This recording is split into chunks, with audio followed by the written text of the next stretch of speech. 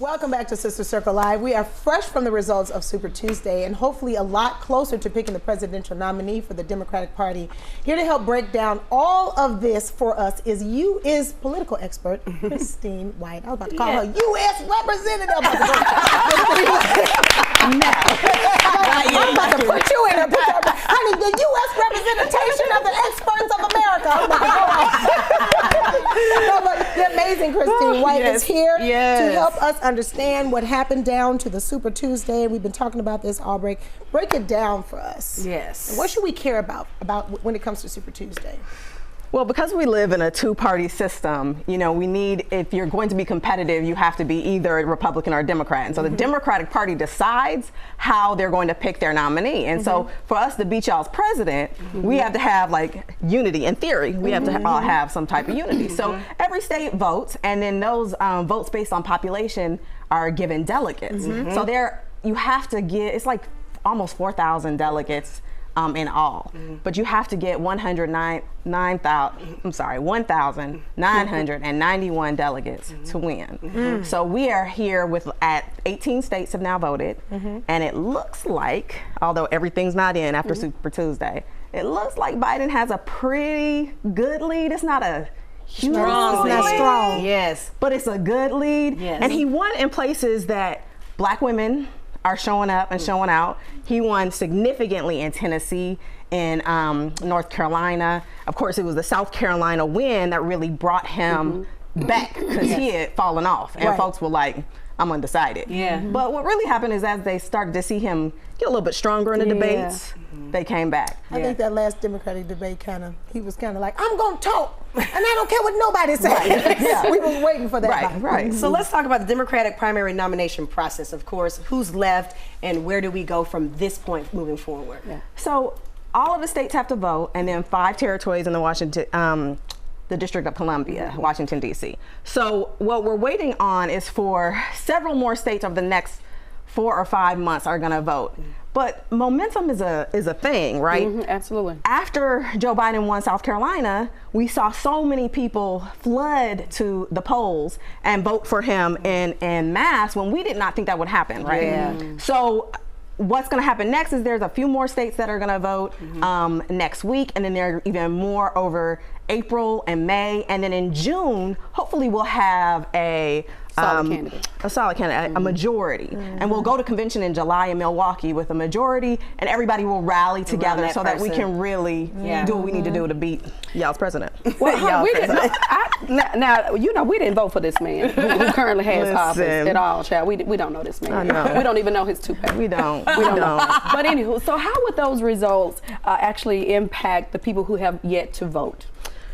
I mean, I think that Black folks have been solidly behind Biden for a long time. The question was, were young people going to go with Bernie? Were young Black people going to go to Bernie? So now you heard Sanders say early on that he was going to make his campaign more Black, and that it was too white, and that it was too male. And so he really did a lot of work in South Carolina to have, you know, it didn't work, but to try to get a lot of support. And we saw that it went to Biden. So Black folks are coming back around.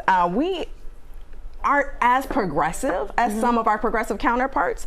And so we tend to be a little bit conservative, and we don't feel like we really have the right, particularly your aunties and them, those of us above, 50. Like, we don't have space and time. We can't risk all of this being progressive. We got to stay straight and narrow, be moderate, and get the things that we're asking for. So what I think is going to happen is that now that it looks like Biden is in the lead, the folks who are solidly in the Democratic base are going to really come out for Biden. But what about, okay, so we talk about Black women coming out in droves to vote all the time. We're always very we're always very adamant about going out to vote. But then there's always this kind of dissension between Black men and Black women when voting is concerned. I hear a lot of Black men talk about how they felt that, when Obama was in office, that he didn't do what he was supposed to do. And so a lot of them side with Bernie Sanders. What do you think that it means for Biden, considering that he was the running buddy of Obama, and possibly,